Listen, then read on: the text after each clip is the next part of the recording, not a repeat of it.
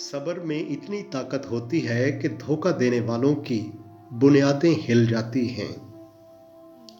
کچھ باتیں سمجھانے سے نہیں، خود پر بیت جانے پر سمجھ آتی ہے۔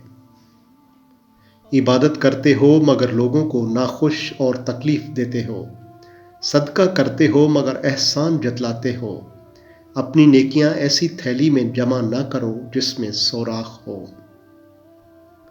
انسان کی فطرت ہے وہ کسی بھی چیز کی قدر دو بار کرتا ہے، ملنے سے پہلے اور کھو دینے کے بعد۔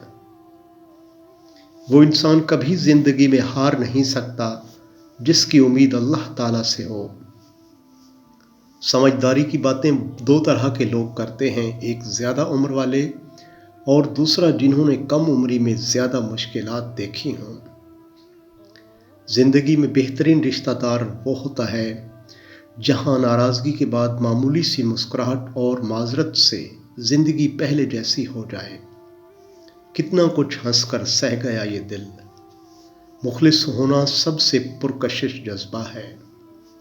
مجھے کسی چیز نے اتنا نہیں تھکایا جتنا میرے اپنے خیالات نے مجھے تھکا دیا۔ میں نے وقت دے کر بھی دیکھ لیا، میرے لیے اکیلا رہنا ہی بہتر ہے۔ تمام عمر مسائل ہی حل نہیں ہوتے، ہمارا اور ریاضی کا مشترکہ دکھ ہے۔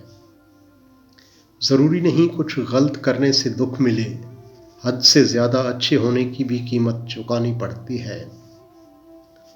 بے قدرے لوگوں سے جذبات جوڑ کر سوائے بربادی کے کچھ نہیں ملتا۔